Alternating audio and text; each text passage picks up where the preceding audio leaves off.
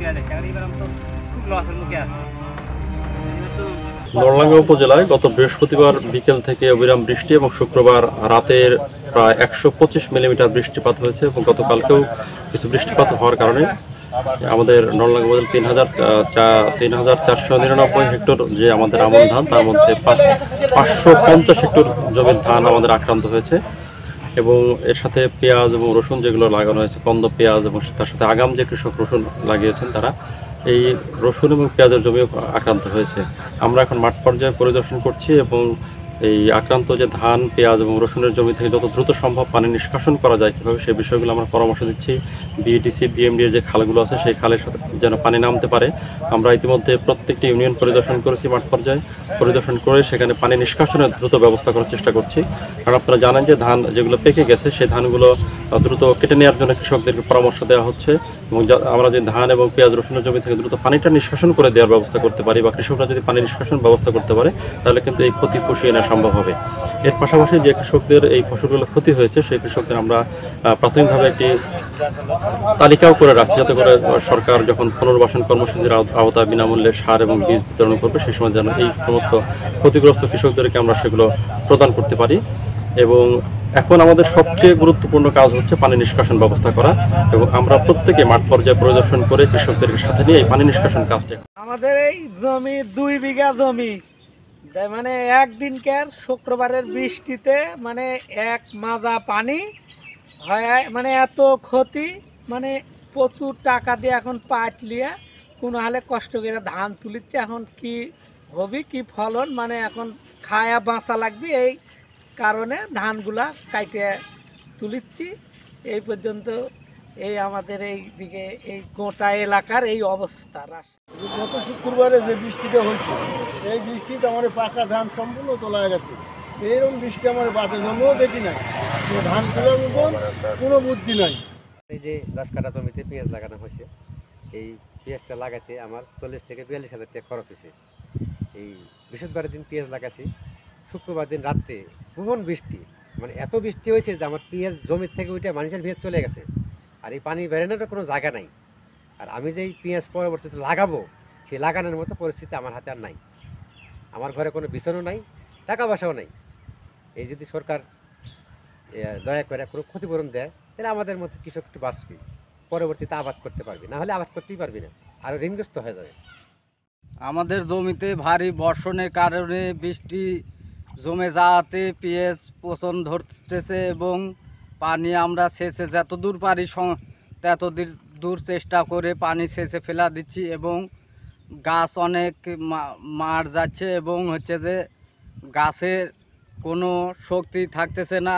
অতিরিক্ত কিছু কিছু জনের গাছ হয়েছে, তা আবার অতিরিক্ত নম্বর কারণে গাছ মাটিতে হেলে পড়ে যায়, খুব দুর্ভিক্ষ দেখা দিয়েছে।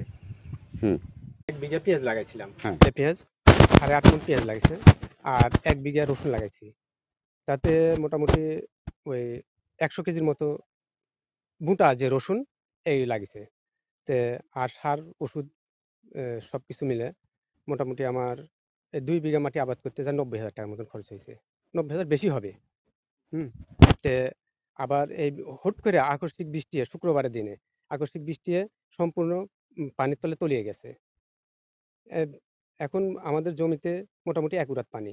তে নলডাঙ্গা কৃষি বিভাগ, কৃষি কর্মকর্তারা এসে আমাদেরকে এই পানিগুলা নিষ্কাশনের জন্য পরামর্শ দিচ্ছে এবং তারা নিষ্কাশনের চেষ্টা করছে। হ্যাঁ, এবং এখানে কত জায়গায় বিভিন্ন জায়গায় গানা দিয়ে পানি আটকানোর চেষ্টা করছে। তারা সেগুলানও নিষ্কাশনের জন্য মানে খুলে দেওয়ার জন্য চেষ্টা করছে। হ্যাঁ, তে যদি এই পানিগুলো নেমে যায় তাহলে পরে আমরা উপকৃত হব বা আশা করি আমাদের ফসল হয়তোবা হবে, আল্লাহ যদি দেয় তাহলে হবে। কয়েকদিন আগে এই বৃষ্টির মোটামুটি 3-4 দিন আগে পেঁয়াজ লাগাইছি, আমরা বুঝতে পারিনি যে আবহাওয়া এরকম হবে। তো আমার মতো আরও কৃষক লাগাইছে, কিন্তু এই পেঁয়াজ আর হবে না। এটা পানি বাঁধে কারণে প্রচুর বৃষ্টি। এরকম বৃষ্টি আমার এই 42-43 বছর বয়সে আমি কখনোই দেখি নাই যে এরকম বৃষ্টি হয়েছে বা এরকম দুর্যোগ এই সময় আসে। তো আমাদের খুব ক্ষতি, আল্লাহ জানি না আমাদের পাবো কি না, এবং আমাদের পেঁয়াজগুলো সব শেষ, পচে যাবে, সব পেঁয়াজ পচে শেষ, আবার নতুন করে লাগাতে হবে। এক্ষেত্রে আমরা বীজ কিনতে গেলে বীজের দামও প্রচুর দিয়ে কিনতে হবে। অনেক ক্ষতির মুখে পড়ে গেছি, অনেক ক্ষতি, হ্যাঁ, প্রচুর ক্ষতি হয়ে গেছে আমাদের এই প্রাকৃতিক দুর্যোগের কারণে। এখনও পেঁয়াজের ভিড়তে পানি, হ্যাঁ, এই যে পানি বাইরে আছে। আমি একজন কৃষক, আমার 4 বিঘা ধান আছে। ধানের মধ্যে আমার 3.5 বিঘাই পড়ে গেছে, কিছু পাকা কিছু কাঁচা। তবে আমি খুব ক্ষতির মুখে আছি এখন। আর কাঁচা ধানগুলো বাঁধার চেষ্টা করছি, বাঁধলে কী হবে তা জানি না, কোনোদিন এরকম পড়েনি। গতকাল যে বৃষ্টি হলো, বাতাস হলো, বাতাসের কারণে সমস্ত ধানই পড়ে গেছে। এদিকে মাঠে কৃষকের না হলে 90% ধানগুলো পড়ে গেছে। তো আরও কৃষক 90% কৃষকেরই ধান এবার পড়ে গেছে। তো এবার সমস্ত কৃষকই ক্ষতির মুখে আছে। এখন কি যে হবে এবার বোঝা যাচ্ছে না, আমরা একটু ক্ষতির মুখেই আছি আর কি। দেখা যাচ্ছে এই ধানগুলো বাঁধার পরে সেই ধানগুলো হবে কি হবে না, এরকম তো আমরা বাঁধিনি কোনো দিন। হ্যাঁ, এবার তো ফলন কমে যায়, অবশ্যই ফলন কমে যাবে, নিচে পোঁচা ধরে যায়। তারপরে এই যে গরু খেয়ারগুলো নষ্ট হবে। তারপর আমরা গরু পালতে সমস্যা, ধানের সমস্যা। আমরা সামনে যে আবাদ করবো, যদি ধান না হয় তাহলে আমরা করবো কী দিয়ে? সে আমরা অনেক ক্ষতির মুখে আছি। পানি বেঁধে দেওয়া প্রচুর ক্ষতি হয়ে গেছে, ধান টেকায় গেছে, এই গাছ বাড়ায় গেছে। এখন এই ধানের কি করব কোনো দিশা পাচ্ছি না। আমার একালয় প্রচুর পেঁয়াজেরও প্রচুর ক্ষতি হচ্ছে। পেঁয়াজের পানি জমির পানি বেঁধে গেছে, পেঁয়াজ পচে যাচ্ছে। এই নিয়ে কৃষকেরা খুব চিন্তিত।